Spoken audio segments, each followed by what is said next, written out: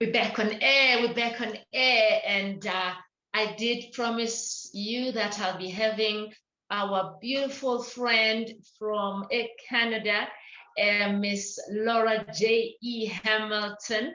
And yes, you're still listening to Sounds of Azania, the Soul of Africa, here on the Healing the Nation show with me, Governor Faith Sekhu. How are you, Laura? I am even better now that I am here with everyone. So thank you for having me back. Yes. I mean, it's been a while, and it's been just so amazing to see how things have changed, things have evolved, things are just changing every day. And it's like, okay, what's going on in this world, you know? But we are just so grateful that we are able to connect like this. You know, this digital age is making life even easier. We are able to connect even the deepest parts of the world. We are able to connect. So today here in South Africa, it's Human Rights Day, and there's a lot of conversations that are happening in our country. We have movements that are talking about Save the Child, Save the Children movement, sending memorandums to the ministers of health and against the compulsory children's vaccine, you know. And then we have other people on the other side of the world where they are talking, they are commemorating, they are remembering what happened 60 years ago on this day, where many were killed because of their skin color, and others are celebrating it's Human Rights Day. They are creating a level of awareness about gender-based violence, you know, against women. And so it's gender-based violence against women and femicide, and to say we all need to learn to walk in each other's shoes. So what's happening on your side with regards to human rights? Well, my perspective of human rights has completely transformed as I've went through my own legal situation, because I went against the mandates and spoke at a rally.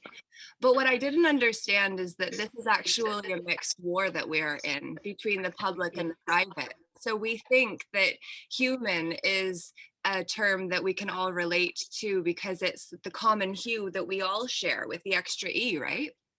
And yet, if you actually look at the legalese that is used in order to define what it means to be human, then we start to understand where there has been a confusion in who we truly are, which is why people are willing to sacrifice our free will for the sake of the will of the tribe, which the tribe has always been used to keep the individual in line. But right now we're at a time in our story, no longer his, no longer hers, it's ours, that we're really being called to actually step up and do what we came here for, which is not going to necessarily fully include the tribe. The tribe cannot go where the individual does, because even in the journey of transformation, the hero has to go through the valley of transformation and the darkest cave on their own. No one can come with us. So we really have to advocate for our common humanity, yes, but we also really need to look at what it means to lead ourselves well, and to actually see the ripple effect that we are able to make when we bring change into our own lives. Take ownership for the fact that when we accept a status, which is what the term human or person, those statuses drop the standing of the man or woman that doesn't remember who we truly are. And when we understand that, then we can be more clear about who we choose to be moving forward. Wow. So this now comes back to us as individuals. It's no longer a challenge that we need to be advocating for in an external environment. So this is an opportunity for us to reflect on us as individuals.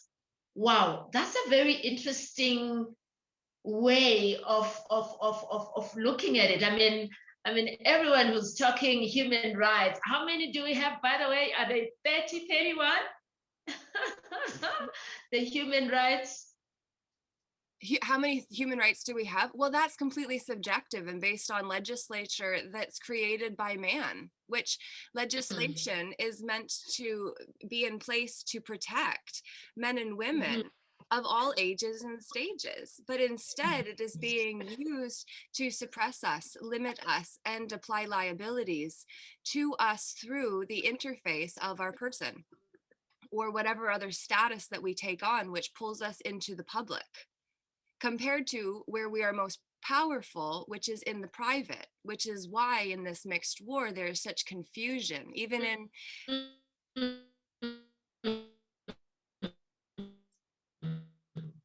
it's too powerful. Wow. Hi, Laura. Can you hear me? Yeah. Okay.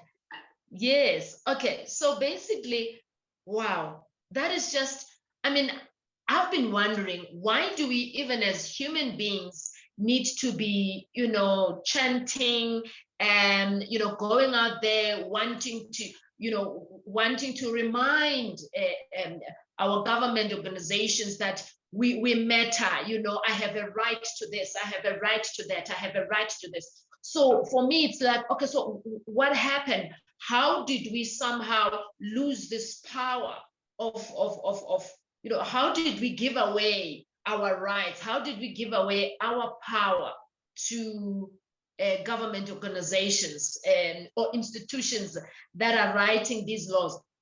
Yeah, how do we, reclaim what has been lost? Yeah. The first thing is that we thought we were entitled to something that we are, but our person is not necessarily. And so it's really making the distinction about who we truly are underneath all of the labels. All of what we thought was empowering us, such as the use of the term, which is another status, individual. I love to break down words. I have an interesting relationship with words. So when I see a word sometimes and feel called to, it's just, what is the deeper meaning in that? And so for individual, for instance, I say in divide you all. And then individually is in divide you ally. Well, what does that mean? It goes back to what I said about transposing a group will on top of the free will. Because the individual has free will. But when we take on the status of individual, we are now divided in ourselves to become a part of the group. We have to conform. We have to contract our substance in order to fit into the forms we conform to, correct? This is all about form and substance. In the private, where we are all in our private capacity with all common law, which is common ground, but we walk on and see each other eye to eye on. Yes. Though we have all rights there because they're unwritten. Because common law, in the truest sense, before it's hyphenated and turned into dog Latin, or before the first letter of the common and law are capitalized, which then actually creates impositions onto that word and change it, and we don't understand this because we're not versed in it. When capitalization takes place and we're not aware of it, what is happening is there are limitations being put onto our laws or onto our rights. And so when we understand that there is a capitalization that takes place with our words and the spells that we cast through the words that we speak and write, that's where we understand jurisdiction. And jurisdiction doesn't feel relevant to, regular man and woman who would consider themselves to be citizens of the country that we live in, right? But a citizen is another status that lowers our standing as men and women. So then we have to status instead of stand together. And if we're statusing together, there's always going to be a higher and lower status because everything's a competition. Because we need to be made to fear one another and to see one another as a threat. And when we can see one another as a threat, then divide and conquer as a war strategy works. Because a house Sure. divided onto itself falls. It's Yes, easier yes. to collapse the house if it's split. And we already actually, that represents the right and left hemisphere. So if we look at all of what's going on outside of us and actually bring it back to the fundamental root cause of it all, it's us. In our world, we are the center point. So we are either being the author of our lives, or we are giving the authority, which I break down to be, author I tie my identity to. Yes. We give our authority to someone outside of ourselves, an entity, which is what a corporation is, a corpse, yes. a dead body with an extra E, or it's a corporate entity that requires us give our lives to it in order for it to have the power that it does to then change the laws and the mandates to impose those onto the very people that are creating these and upholding and feeling coerced and forced to uphold legislation that is not in the best interest of man and woman, but is for the corporation that has a sinister and evil agenda, which then we break down and recognize the word evil is live backwards. And then we see that this is just turning us against ourselves by destroying community, which is the fundamental foundation of what our social we are social creatures. We need the social environment. We need one another. It's why we're not islands. You're a very beautiful island, but you've got a lot of other men and women and children on that island that if you don't know who they are, you don't care as much, is the truth. So if you're divided because you don't know who's beside you and around you, how are you going to call them for help if you need it? Sure. Wow. Laura, let's go and pay some bills. We're going to continue with this conversation because, you know, I really do want you to just simplify it for us, the difference between status and standing. Beautiful. Sure. Yes. And, you know, with regards to what we're talking about today, I mean, I just think, oh my gosh, yeah.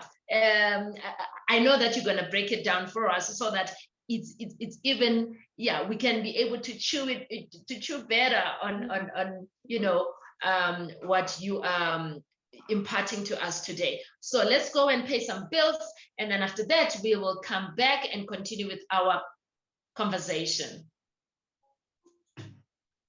Oh yes, we're back on air again, and you're still listening to Sounds of Azania, the Soul of Africa, with me, Governor Faith, here on the Healing the Nation show.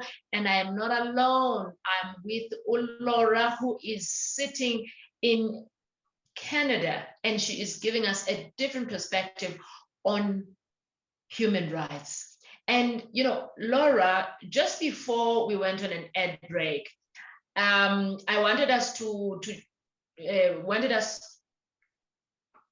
you to give us the difference between status and standing. Okay, but before we can get to that, I just wanted to I want us to touch on what's your take on, especially the human right number 30, you know, what that says that no one can take away your human rights. And then I join it with the right to seek a safe place to live, you know. And we see, I mean, in my world, we currently we are having the rate of unemployment it's almost like 54% of unemployed people, and the pandemic has really not helped us much, you know, because I mean, with a whole lot of things that have been happening. So prior to the pandemic, we were already sitting on almost like 30% of unemployment, and now with the pandemic 2 years later, we're sitting at 54%, and that's including displaced families, that is including people who have lost their jobs, that's including entrepreneurs who had to see themselves shut down their own businesses. And I'm like, okay, so clearly our main issue here, mostly in Africa, poverty is a real challenge, is the real challenge that is contributing to us not having proper houses, and because obviously with poverty, it means we won't be able to even afford to buy decent houses. And government is also not forthcoming with, providing us with houses that are decent, So what's your take on that human rights, bill? Well, if I'm honest, I'm not surprised that this has all went the way that it is, because you can call it a pandemic that's going to be an endemic and always was intended to be. You can call it a plandemic that was designed to bring in the New World Order that would ultimately have us own nothing and be happy because property doesn't own things, which is what the definition of human is. So it goes back to the definitions. And then it's also the fact that we have become consumers instead of creators. And that's because of the world that we have been brainwashed into. Literally, it's called menticide, which is the dumbing down systematically of the population, because they don't need as many of us if their intention is to automate everything as much as possible. Like, they were going to eliminate 40% of the jobs on the market by 2025. I remember watching an interview about the automation processes coming out of China, for instance. So if we actually look at the situation, predictive programming, which is the scientific or technological way of referring to black magic, requires that they tell us what is going to happen. So then when it does, then we're not surprised. And they already have the system and the structure laid out to walk the sheep or the herd to the cliff or to the slaughterhouse. And that's basically what's happening right now, because evil has to be invited in.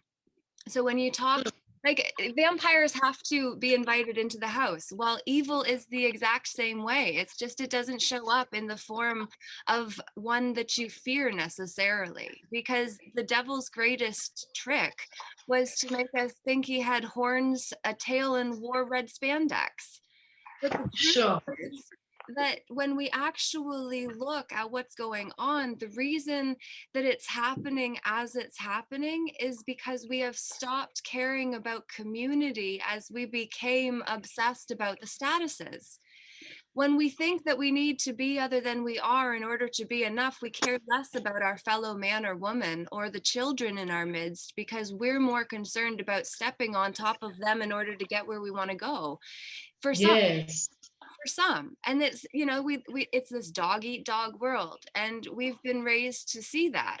But then we also have to see that there is a change that is required, because the same level of thinking cannot solve the problems that created them in the first place. We have to and we can't do it by stepping on bodies, because we have to see the karmic consequences of our choices.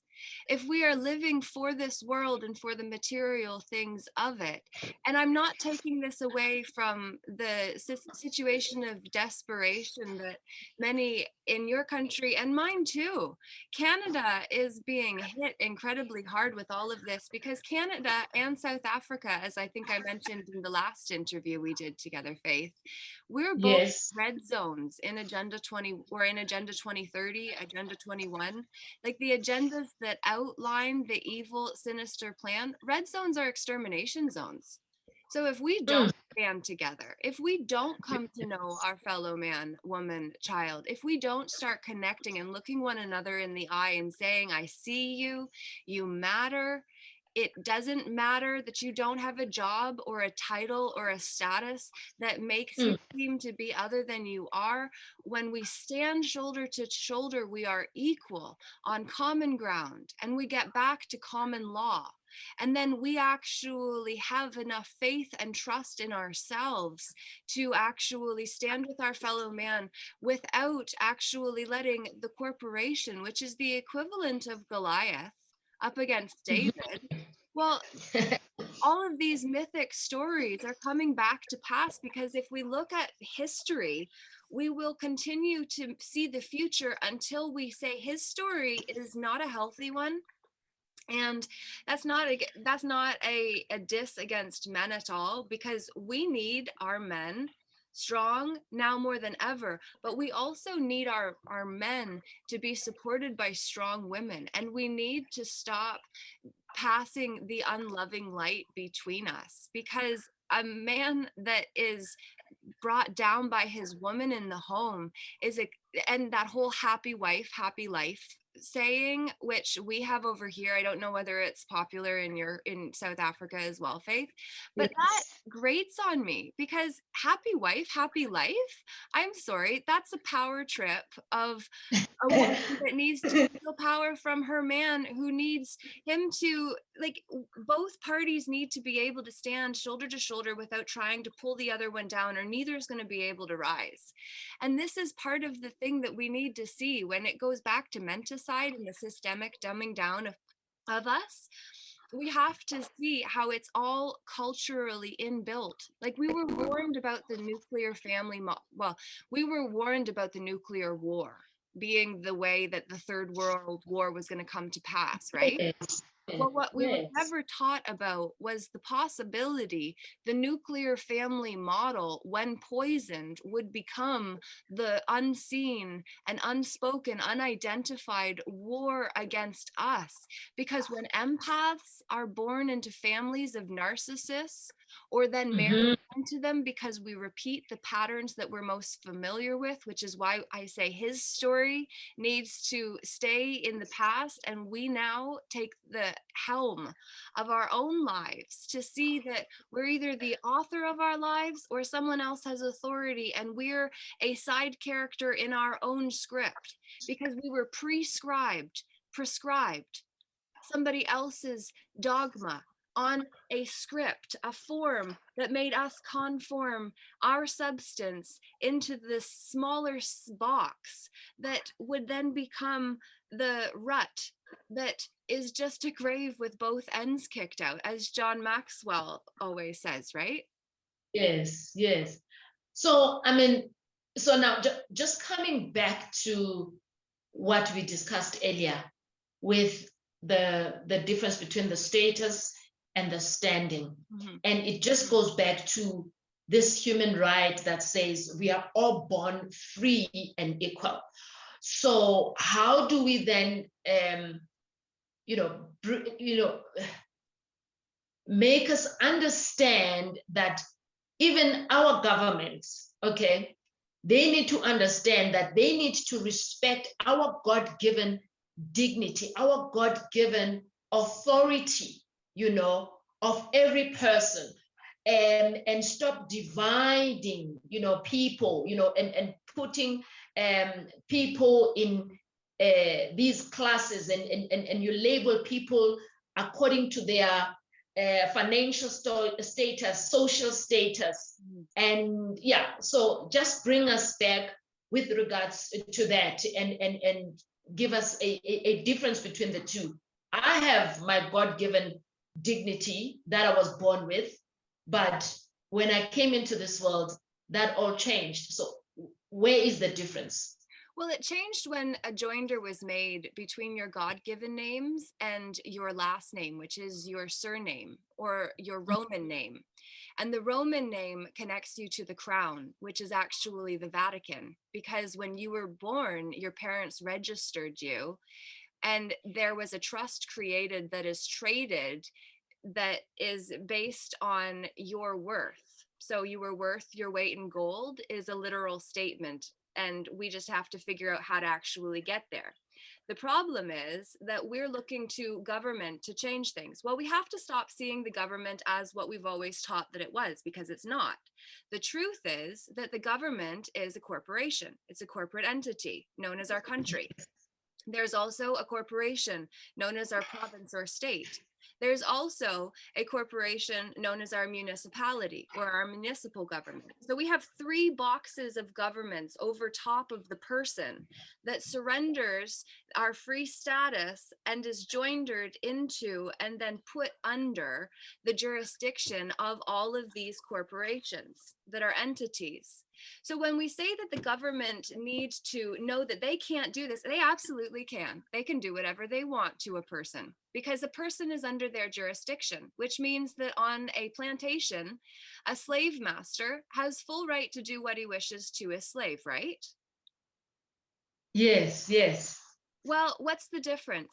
The world is a giant plantation. Our plantations look different. We're all on a giant plantation. And we have different slave masters that come on to the territory around us and claim it.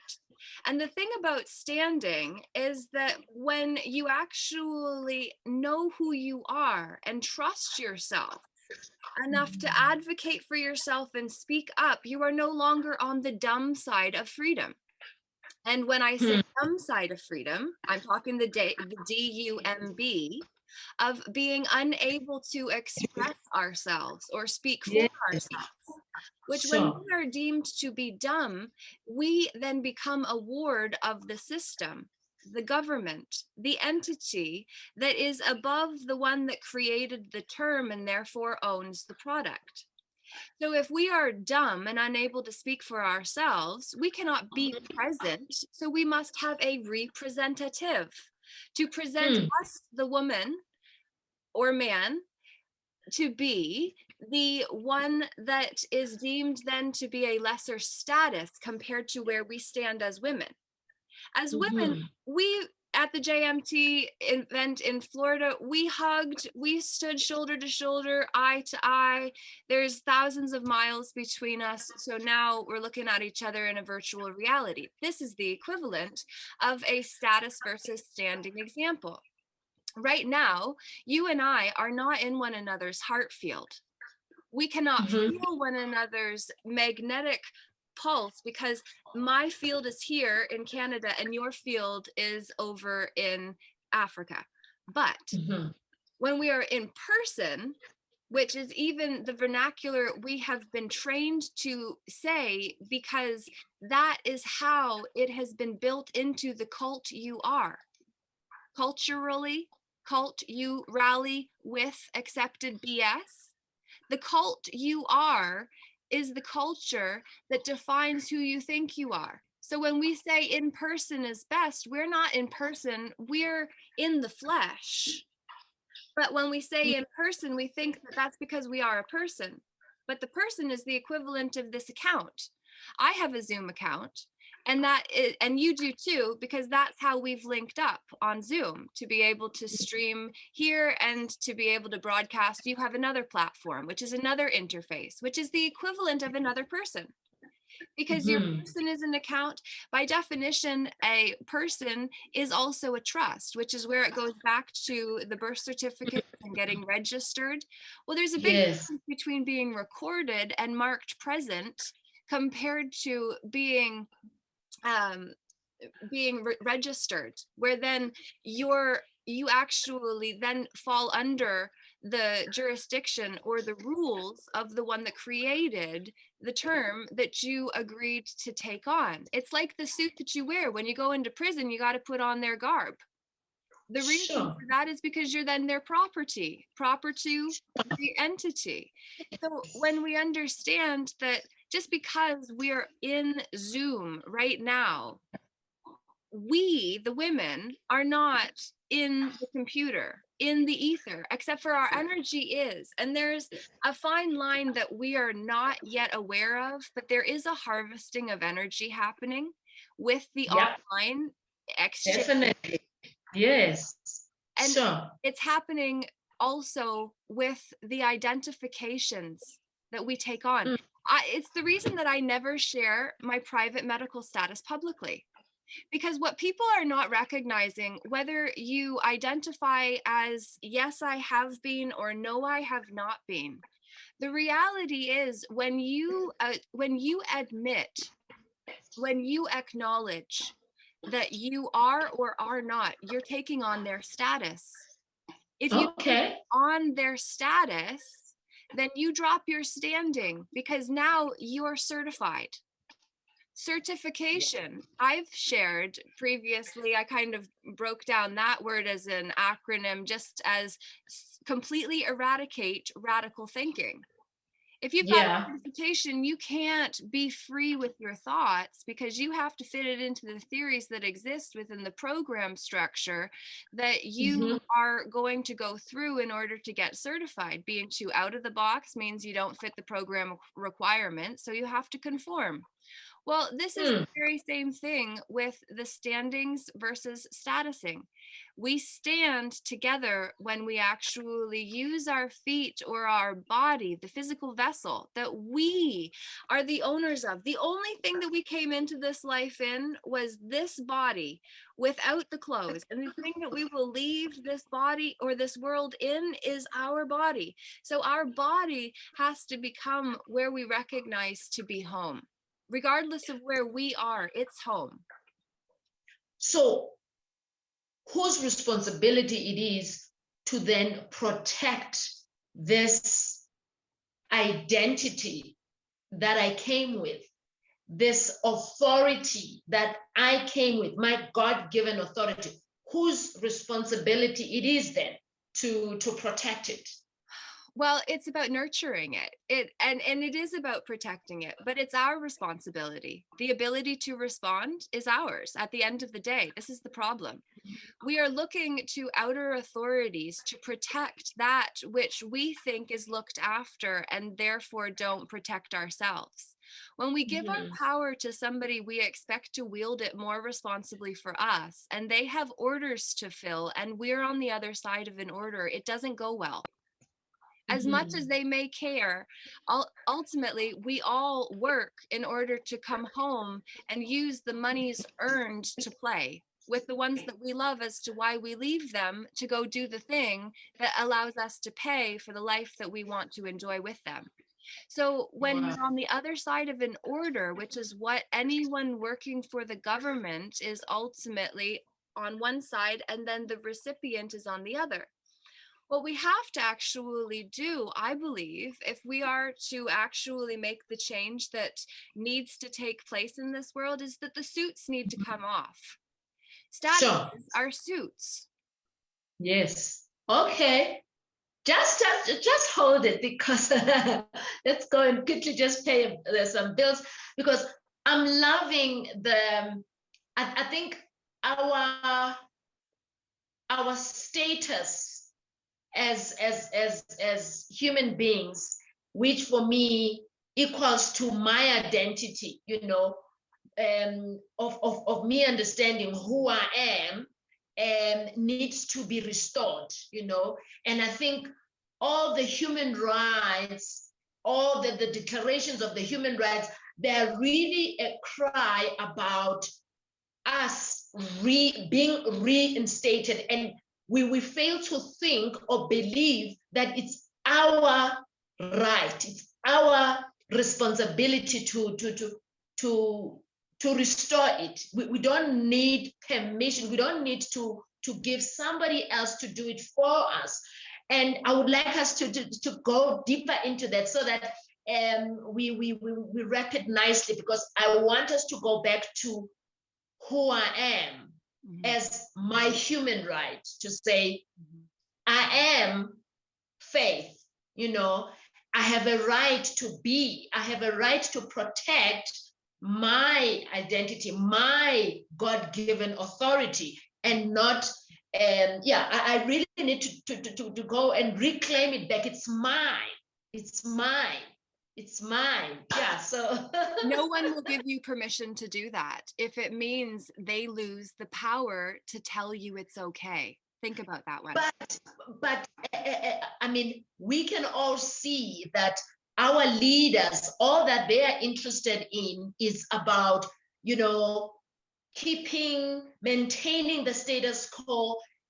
Their positions and the leadership is more important than making sure that you and I and everybody who lives in this world remain free, and we continue to enjoy this true liberty, this true my expression of being just who I am. Yes, we understand we have to live within the borders, but we need to reclaim our identity. And I think if human rights can do that, then yeah, I mean, yeah, we need to do it. We shouldn't allow our leaders or government institutions to do that for us. We can't afford to. Absolutely not. Yeah. Okay, so let's go on a quick ad break, and then we come back because we need to wrap up, because I need to transition into the last segment of my show. But yeah, I'm loving this conversation, and I trust that our listeners are also enjoying themselves. They are thinking, because you are actually provoking us, you know, because you're giving us a different perspective of what human rights are. Thank you so much. So yeah, let's go and pay some bills. Yes, we still tuned in to Sounds of Azania, the soul of Africa, and you are listening to Healing the Nation show with me, Governor Faith, and I'm not alone. I'm with Laura JeH Hamilton, and she's sitting at Canada. Yes, Laura. Yes, I mean, that was a beautiful song there by what's her name again? What's her name again? What's her name? My colleague is reminding. What's her name? What's her name again? The lady who just played the song now. Okay. Anyway, it's called Buya Azania, and our original name is Azania. Okay, and in a Greek word, it means God. Is it Greek or Hebrew? I think it's a Hebrew word meaning God is listening. So as we pray, you know, as Africans, we believe that God is listening, and we need to, you know, call ourselves by the name that God calls us, you know, and that is our name, you know, Azania. So the song says, "Come back, you know, come back." You know, so like what we were talking about earlier, to say, how do we go back and reclaim our identity? How do we go back to say this is who we are, you know, and not allow external forces, external, you know, leaders to determine who we are. So we understand that this is our identity, and what I love about it is that even though we don't know all of our human rights, all 30 of them, but we just know at the core of who we are, we just know, but this is not right, you know, this is not right. So yes, so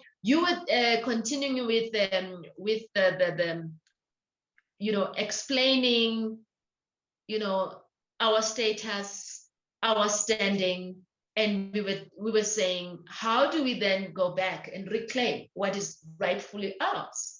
I think it actually stems from what you've just shared, in that 30 rights, for instance, is just what were written.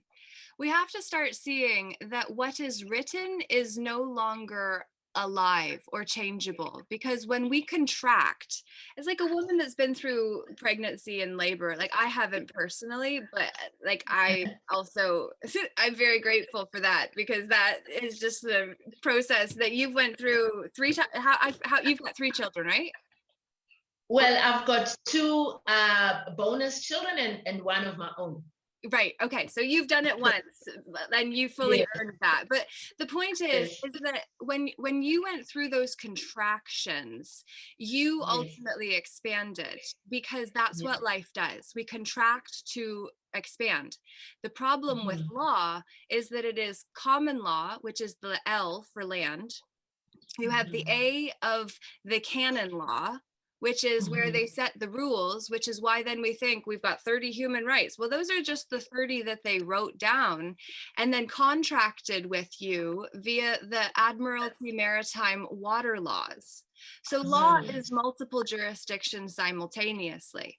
And so when you ask your question and then tying it into what you had said before that, where I just wanted to point out the fact that legislation is written, so it cannot be modified once it is contracted. The problem with a system is that there is not an intended expansion after the contraction, except for they can add in amendments or addendums to add to the contraction or the contract that we sign and then think that that's what we have access to.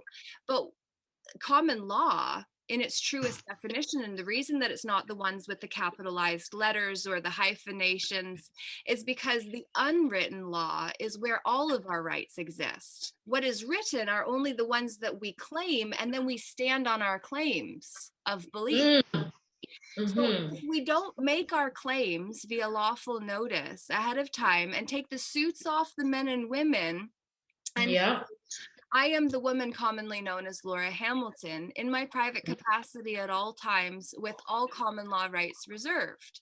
If I make that claim in lawful notice written down and I send it to those who wish to impose their governance onto me, and I claim the right to be able to lawfully self-govern and understand that I need harm no one, cause loss for no one, commit no fraud, and I keep the peace. As long as I keep those basic tenets of what it means to be a woman, and I say woman instead of human because woman is what we originally were before we took on the status that we came to see ourselves to be more than what we originally were. Because we've been taught that it is sexist or it's somehow biased or politically incorrect to say woman compared to human, or we say person instead of human because it's more politically correct. It's politically correct because legalese requires us surrender our standing to status. When we actually become a human being, we're statusing. We're no longer standing as what we originally were, which is why the status aboriginal is an original. They altered the original. Alternative, they altered the native. So when we think about these things, and you ask the question, and I know we need to wrap up because you've got your next show. When you said about prayer and how that's how God, that's how we speak with God. Well, when we actually look at if prayer is how God speaks, or if prayer is how we speak to God, intuition, teacher, tuition, intuition, the teacher, our soul hired ahead of time to guide us through this life. Intuition is how God speaks to us. So if we want to get back to who we truly are, we have to get back to listening to that still small voice inside of us at the end of the day that says it's okay to try again tomorrow. And stop objecting to that voice that is speaking to us and really agree to it, you know. Wow. Hey. Yeah, I wish we could just go on and on and on. Unfortunately, we've ran out of time. And I mean, we are going to have you again next month, aren't we? Woo, yeah. Look forward to it. Yes, so thank you so much for joining our discussion and just giving us that refreshing perspective that you have around human rights. And definitely we will go back and really unpack it, and because it requires that we as human beings, we need to really open ourselves up and see what are those things that we need to do, and what are those things that we need to open up to, so that we begin to experience true prosperity and true peace, true peace and true freedom, you know. Yeah. Okay. So thank you so much, Laura. Thank you so much. Thank you. Yeah. So that was our beautiful Laura JeH Hamilton from Canada, just giving us a different perspective. And I know that you've been provoked, and I know that she's provoked you and inspired you to start thinking differently about your own God-given identity and your status and your standing. Yeah, that's us here at Healing the Nation show with me, with Governor Faith Sekhu. So yeah, it's exactly 2:02, and we're gonna be chatting a little bit, and then we're gonna be joined by Mandy, our queen's plus size queen, who's going to give us an update on what's happening at the Constitution Hill. And then later we're going to be joined by Cornel Viljoen from Cape Town, an ambassador for EA21. And we're still talking human rights. Yeah, stay tuned.